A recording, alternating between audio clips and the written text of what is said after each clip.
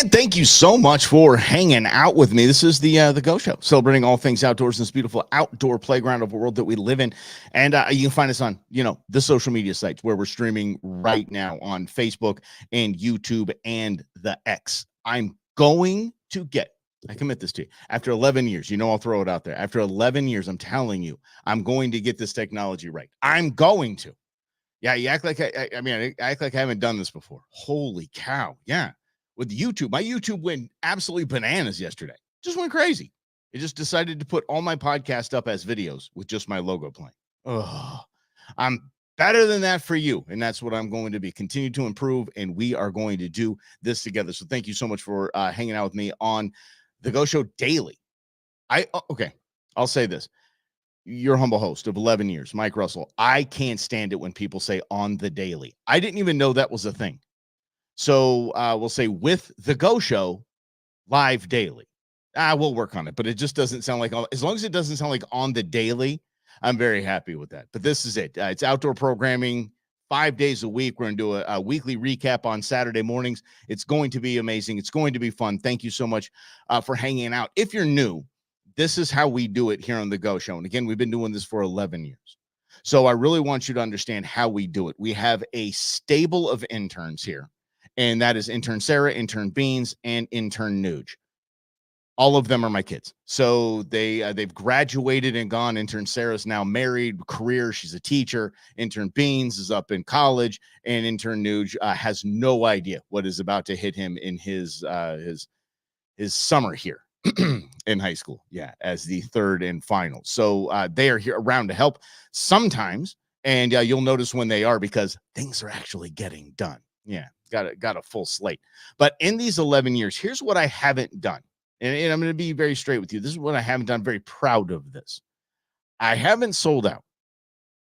If you hear me talk about a product, it is because I have it, I use it, and I love it. That's the only time you're going to hear me talk about a product, period. When the GoShowLive.com goes live for us, it's going to have a section of just Mike's stuff Mike likes.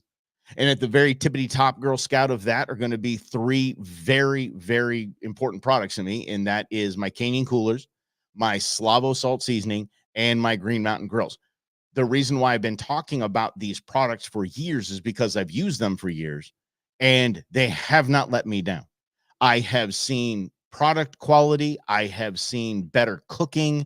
I have seen better ice retention. I have seen better customer service than I have seen in anywhere in the outdoor world in those 3 companies, and they will always be at the tippity top. And always, if you use Go Show as a code, you're going to get 10% off your order there. So I'll take care of the tax for you. I'll definitely take care of the tax. Another thing you're not going to hear in this program, especially the daily portion, is you're not going to hear me say, if you don't this, then you're this.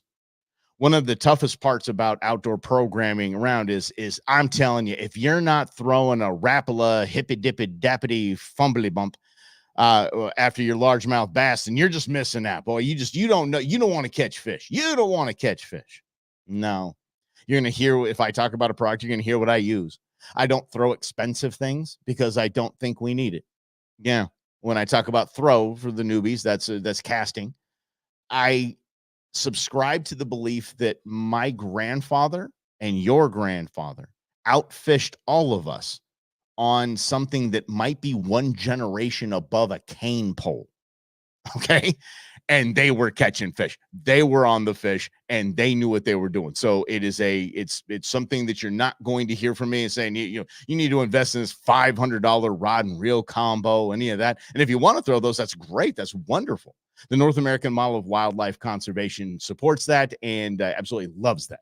The more you buy an expensive equipment, the more we have in conservation. So you're not going to hear me throw out things to you that you just can't afford or that isn't reasonable, whether it's products, whether it's guide services, whether it is educational material or gear. I'm telling you, I'm going to give you the good stuff. I'm going to give you the stuff that I use, and I put my name behind it, and I put the show's reputation behind it. So hopefully you would have some confidence in me in the 11 years that we've been doing this. So again, I definitely appreciate that. And speaking of conservation, Still going on, the commissioner tags, the auction tags, and the battle between the commission and the WCOs, the wildlife conservation organizations, the 501c3s, the critter groups, so to speak. It's still going on.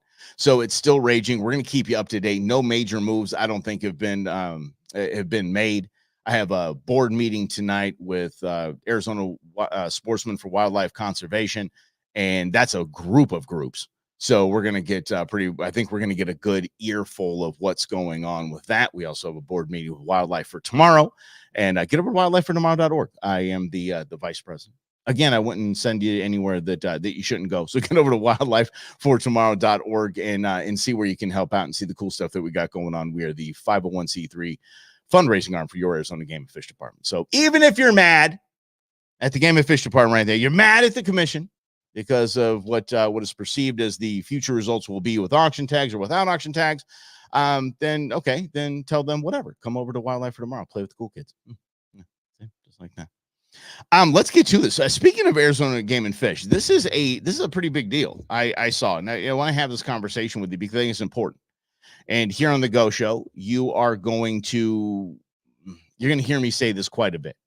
I will refer to it as the P word, probably the ugliest word we have in outdoor life and outdoor conservation.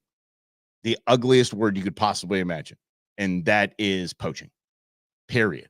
Poaching is an absolute, it's a problem, and poaching is something that we need to take seriously. Now, before I get into this poaching case, let me explain to you the line that is poaching. Technically, poaching is taking of any game or hunting or fishing any game that is outside of its season limit or size. Okay? That's what poaching is. It sounds like a Webster dictionary definition, but it's not. It's my definition. And on top of that, it would be the illegal take. Poaching is here in Arizona, use of trail cams in certain areas, digital trail cams for the take of wildlife is poaching, and baiting is poaching. And if you don't know what baiting is, that's if you set up a stand somewhere and you just put a big old pile of apples out there and wait for a deer or a javelina or something to come along and take it. So hunting after hours is poaching, that kind of stuff. Okay. What is not poaching in my eyes? Well, legal definition, it would be poaching, but in my eyes, because of my relationship with the Game and Fish Department, I feel very comfortable in telling you this. If in dove season, the second half of dove season, you take a white-winged dove, which is not, you can't take a white-winged dove, but you made a mistake in your bird ID, you knew it was a dove, and you took it, and you simply just call into Game and Fish and say, hey guys, listen, I got a bag of 10 here, I got Euros, and I got mornings, and I hit a white wing, and I'm, whatever. Okay. Technically that's poaching. But your Arizona Game and Fish Department isn't a bunch of jerks that just don't understand that, that 40-mile-an-hour missile going by you, didn't see the white wing, but I called it in and I was cool. Or I last light in my season, I put an arrow in an elk and I can't find it.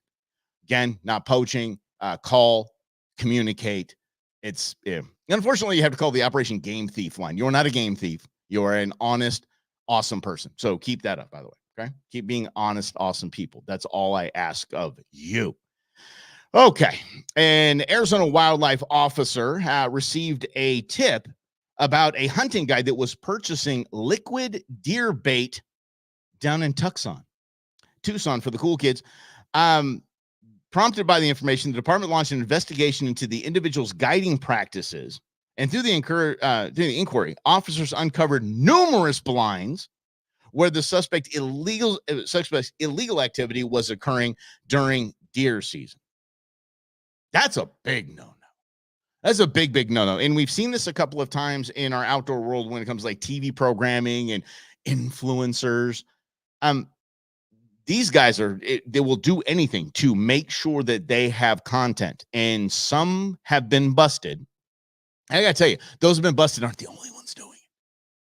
The bigger, reputable pieces of programming that you see, like a Western Hunter and Meat Eater, okay, they're on the up and up.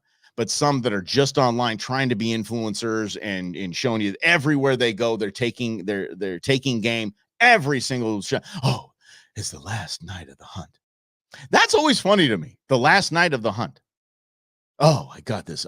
The last light, it was the last night of the hunt, and here comes that bruiser, that monster buck. Well, if you take it, technically it is the last night of the hunt. So can we just call it what it is? Yeah. So you just listen to words and you'll get to the bottom of it. But there are a lot of people that just lose their mind and don't have the content, want to seem like they're better hunters, want to seem like they have more opportunity, want to see like they're more appear that they're more successful, and they do stupid things. Like hunt across unit lines, hunt across state lines, and just do stupid things. So they're getting busted. These influencers are getting busted. But this guy, think about it.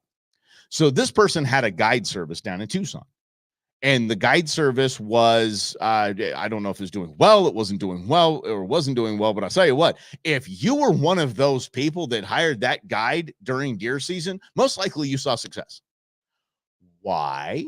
Because he was using liquid deer attractant. Silly man. Yeah, but the liquid you can't find. So he was trying to be sneaky. It's not like he just put some Acorn Rage. Have you ever opened a bag of Acorn Rage? That's deer attractant, because in some states it's legal. And I have had a bag of Acorn Rage. It smells like cookies. Like, how in the world would anyone not come from far and away to have a little snack on that? You put it on the ground, I'll tell you that. But this was liquid deer attractant. You can't see that.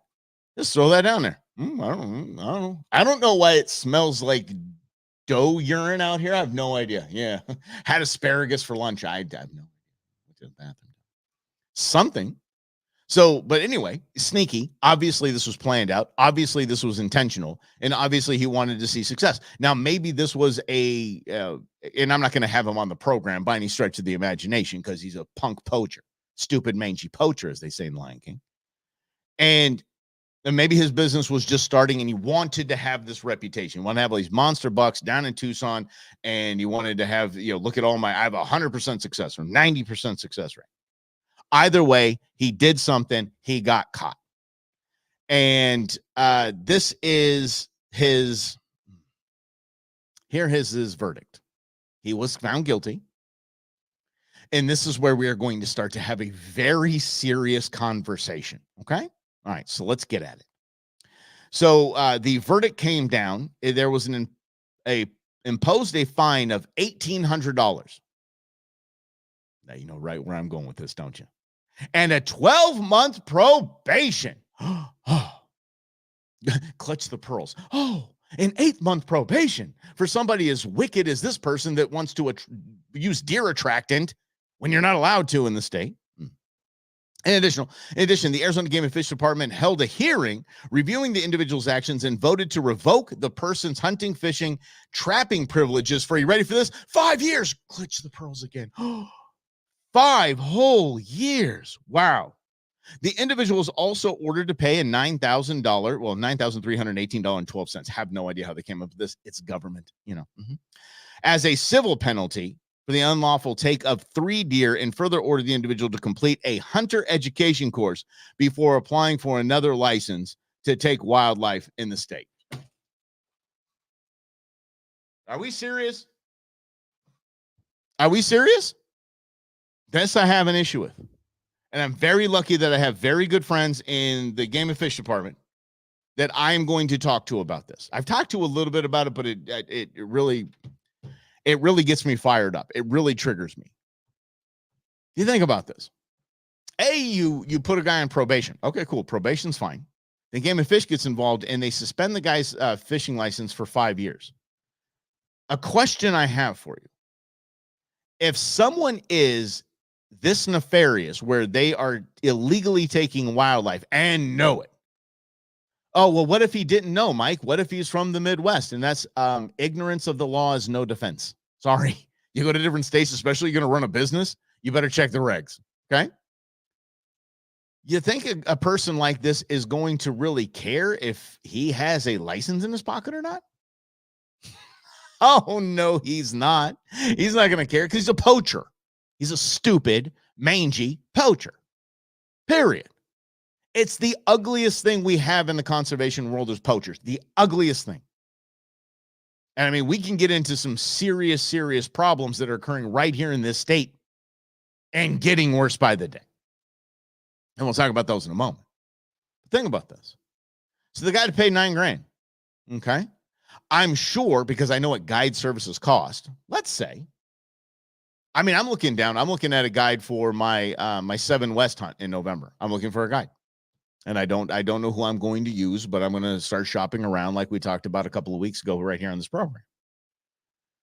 So you're looking at $3,000 to $5,000. So you think about a guy who got busted for the take of 3 animals. Let's say his guide service was $2,500 as a deer, wasn't enough. And you're sitting a stand. Dang. So he has what, $2,000 to make up in that? So he's got $2,000 to make up in that, plus his $1,800 fine. And he has 5 years probation, and he has to take a hunter safety course. Do you think that's going to stop this guy from doing this again? 1,000,000% no. No. There is no solid deterrence as we have in our bag of tricks as conservationists to deter people from poaching. And in this state, you might have noticed fewer tags. Why do we have fewer tags? Why? Do you know why we have fewer tags? Someone's going to blame the feral horses. Talking to you, JK. Someone going to blame the feral horses that aren't really feral. We'll get into that. We'll have John on to talk about that. Some could blame poaching. I mean, think about this. There are a lot of newcomers to our state. Not getting political here, I am not. There are a lot of newcomers to our state that do not understand. They just see abundance of wildlife. They do not know regs or even care for regs. They I don't know. I didn't know you can do that. Again, ignorance is no defense. Ignorance of the law is no defense. So we have that, and we have the ability for people to poach in a gigantic way and get away with paying a few $1,000 and losing license privileges. We have to get serious about this. We have to get serious about basically all 3 of those. And there's a couple more factors that will jump in there as well. But we have to get serious. This is getting stupid. And unfortunately, and I really, really hate to keep harping on this, but budget-wise, Game and Fish can't just hire as much, game rangers as we can cops.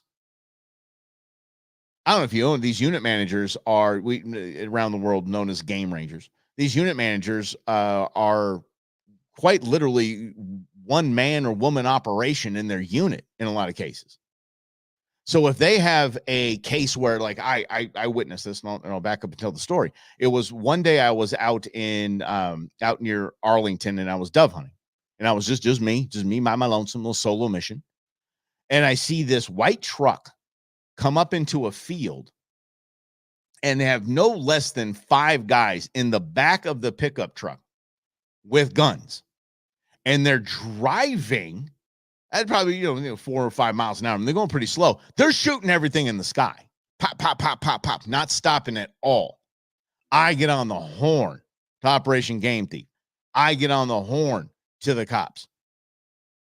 No one showed up. You know what I was told to do by Operation Game Thief? I was told to, here's what we do. You're going to take their license plate down if you can. Do not approach them. Get as much detail as you can. Don't get caught videoing these people. Just basically find a new spot. Leave. Take off. So your Arizona Game and Fish Department does not have the resources of a peace officer, which they actually are. The game rangers, the unit managers are actual. They can bust you for DUI. I mean, they have the authority. But as far as I'm watching a guy right now, he's spotlighting a deer. For those that don't know, spotlighting a deer will just freeze. You like the expression, deer in headlights. So at night, some people spotlight a deer, get it to stop, and shoot it. They're not coming with lights blazing. They just can't. They don't have the resources to do that. There might be, if by chance there's a unit manager in range, like, I'm okay, I'm on my way, I'm in hot pursuit. Okay, cool, that works. But that's just the off chance.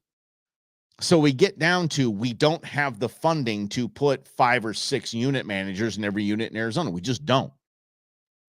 On top of that, if you take some of the hiring requirements for unit managers, I mean, whew. And then you take in the actual starting pay for a unit manager, please. So we got to take that off the table. We have to take the potential of having multiple managers per unit. Everybody's all on board. And let me tell you something, when you call Operation Game Thief, you see poaching going on. Lights and sirens, baby. Book them, Dano. No. So we got to take that off the table. So really, legislatively is our punitive solution I see as our only one. And please, you can jump in the comments and tell me if you think of a better way. Keep it civil. I know I feel the same way, but we can't keep it civil. But a few $1,000s slap on the hand and a 5-year ban from having a license. Again, poachers don't care about license. That's why they're poachers. I'm talking jail time. You are killing a natural resource that belongs to all of us. If I go and steal 5 cars, I'm going to jail. I'm going to jail. You don't take my driver's license, like I would care. I'm a thief. They take my ability to buy and sell a car, don't care. I'm a thief. But if I don't go to jail, I'm not. Why wouldn't I just keep stealing cars?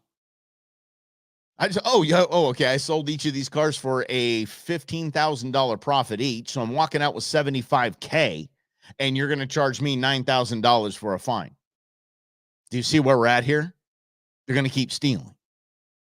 If we don't see stronger punishments for poaching in this state and really identify, and I'm pretty sure it has been identified, the absolute just garbage that it is and garbage that these people are, these poachers are, well, we're not going to fix the problem. So I understand how politics works. For the love of goodness, I've been doing it for 16 years covering politics. I understand that there's no real win in the solution in electoral politics. But if a problem is identified, maybe we can make a little bit of a difference here. Basically, the real impact of poaching on our state's natural resources. I think that's fair. That's a fair thing to look at. And that's every state, by the way. That's not just here in Arizona. I'm not bagging on our process at all. But I see that this was advertised on social media as a huge win for conservation in our state. I see it as I define a W. It's nothing to write home about. It's basically like the Diamondbacks winning one of their first 3 games. They got 161 left. It's not a big deal. They won 1 game. We got 1 poacher. Cool. There are hundreds and hundreds out there that need to be taught a lesson, and we need to show all of these poachers what's what. And it has to be big. It has to be some sort of jail time. You're killing a natural resource. You're decimating our natural resources. And think about that. I mean, even go politically, that should be good on both sides of the aisle. We hate poaching and we hate things that kill conservation. Okay. Hey, win-win. Like I said, it is it's government. And that's the way the government is always going to roll. Hey, thanks for hanging out with us. This is the Go Show, celebrating all things outdoors in this beautiful outdoor playground of a world that we live in, doing this daily, every day at 11 o'clock Arizona time. I appreciate you hanging out. If you miss any part of the show, it's okay. The podcast jumps up after the show, and it's always available on YouTube. And do not get me started with YouTube, but you can go over to YouTube. It's fine. Because over podcast version or my ugly face on video, either way, it's fine. You're gonna get all of the content. Let me think about this. Spring training is almost coming to an end. I just mentioned the D-backs, and it's kind of a good segue. I firmly believe that going to a spring training game is one of the heights of getting outdoors. But Mike, it's not hunting, it's not fishing, it's not climbing a mountain, it's not being on the desert. No, it's beautiful, sunshiny, vitamin D soaking up into your skin, into your soul, and life is good. It's a mellow vibe. The drinks are flowing, the nachos are pouring, everything's good. Everything is good. I'm telling you, spring training is exactly what we say when we say get outdoors. Because what does it do? It takes the people that are, not really thought of getting outdoors quite a bit, and they're like, really nice. You know what we should do? We should get outdoors more. We should get outside more. Maybe we should start walking. Good. I like that, because walking leads to hiking. Hiking leads to nature watching. Nature watching leads to maybe a potential of, hey, something. Your brother-in-law's coming to town, and he likes to hunt. You want to give that a try? Ha! See, it's a cycle. It all starts with spring training. Okay, whatever. I pulled a muscle reaching for that one, but you get my point. What the heck was up with the prices of spring training this year? Can we get our head around that? Holy mackerel. I understand this is a side, but I mean, come on. It's all about getting outdoors, but I've got to be price conscious at some point. I mean, unfortunately, fortunately for some people, fortunately for others, I'm a Dodgers fan.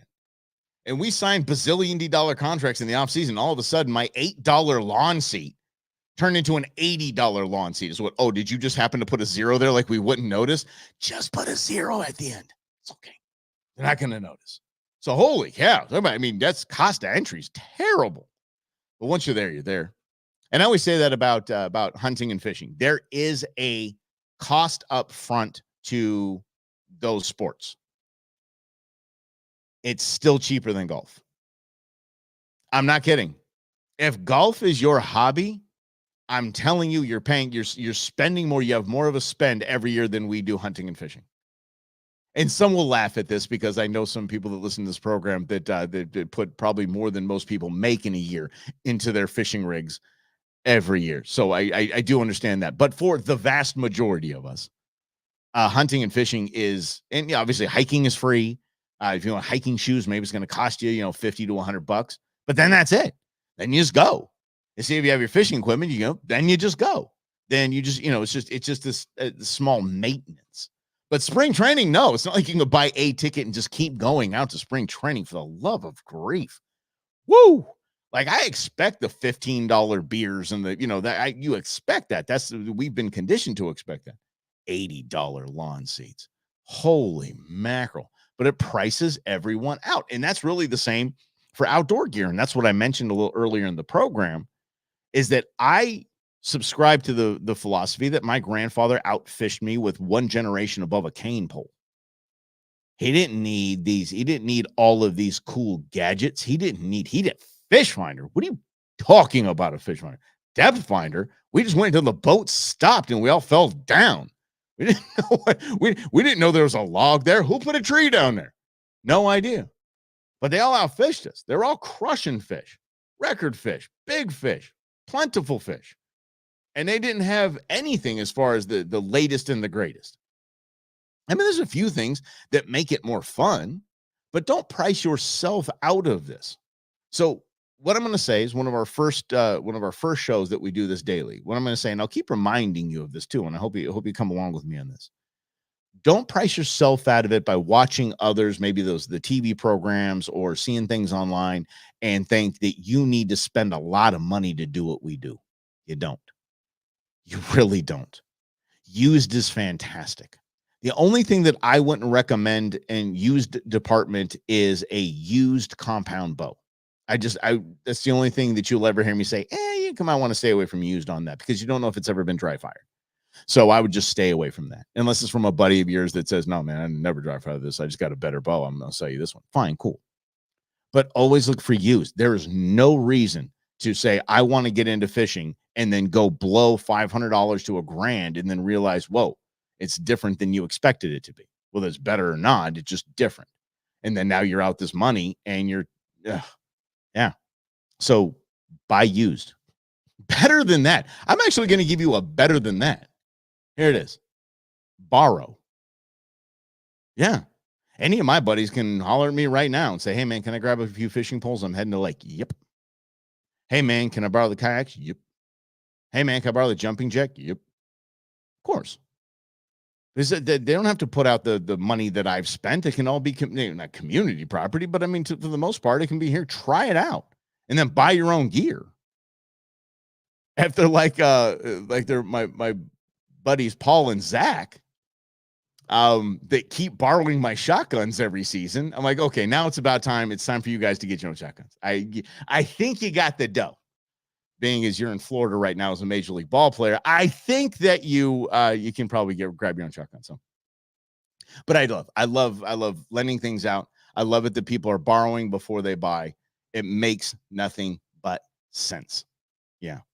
And then, oh my gosh, so my girlfriend and I were at the spring training game 2 weeks ago, and it was only like 79 degrees. And I was like, whew, holy mackerel. Like the UV, I don't know what it was. I don't know what was going on, but I'll tell you this. It was hot. And I know, I guess my blood thickened up over the off season, but wasn't really ready for spring here in Arizona. Well, definitely not ready for summer. If it hits 100 tomorrow, I might just die. Holy cow, it was bad.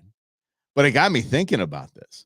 So many of you that are just seeing this for the first time might not have heard my take on sunscreen. I don't really use it. And here is why I don't really use sunscreen. I'm going to tell you the story.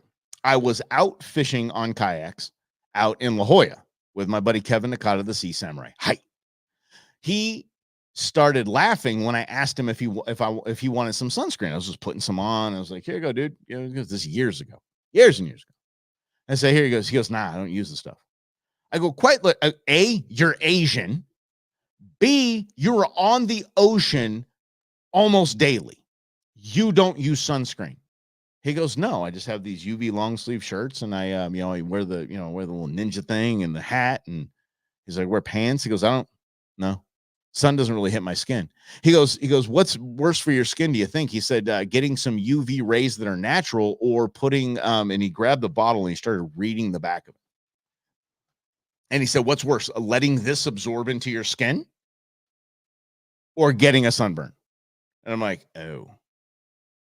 He might have a point. So I did some research. Believe it or not, I actually did some research. And yeah, there are benefits to staying away from that. Now, I don't really know the rules, but I do have a couple of very large tattoos that I want to make sure they keep on my leg. I want to make sure that they're good. So I probably will slap some sunscreen on that. But I mean, for the most part, I don't. I just stay covered. I stay in the shade. If I want to get out and get a little color, a little vitamin D, just kind of get into the sun a little bit. But I don't. 4 years ago, I went an entire Go Show season, an entire Go Show year without touching sunscreen. And that's fine. I think I got a little pink a couple of times, but that's about it. And I'm pasty. I'm German, Scotch, Irish. And a tan in my body. So I hit the sun and it's just burn, baby, burn. But I regulate that and I'm conscious of that. I don't just go slathering sunscreen on every single day. And I just think it's probably better for my skin. That's my choice. I'm not discouraging you from wearing sunscreen. Please do not get sunburned. It's not a fun experience. But I'd give that some thought, maybe. Maybe the natural solution is a little better than that. And by the way, you go to AFTCO, American Fishing Tackle Company, aftco.com, aftco.com. They've got some really cool, they call them SPF 50 shirts. They're really super light. They can get wet. You can dunk them in the water. You can dunk yourself in the water. They keep you cool and they keep you protected from the sun. And I know a lot of it. I'm sure you can get them on Amazon generic. I'm not throwing you out to AFTCO, although it's a cool, really cool fishing brand. I would encourage you to look into those kinds of shirts. Really super, super light pants. Now, here's where I have a problem. I don't know why, but I refuse to fish in pants. I don't fish in pants. I fish in shorts. I couldn't even imagine fishing and having pants. I know they make great light, super light fishing pants that even are convertible that you unzip them and you're like, yeah, they got shorts. Those are when you unzip those pants that turn into shorts, those are the ultimate dad pants. Oh my gosh. You might as well be wearing the 1990s white New Balance from Costco. Same thing. The same thing. Yeah. By the way, when did New Balance become a thing? New Balance was the joke. New Balance was the joke. You wore those shoes. That was the ultimate dad shoe because it was at Costco. The ultimate dad shoe. Yeah, but that's really on really what we got going on sunscreen. Yeah. Hey, do you want to have a conversation about the NRA?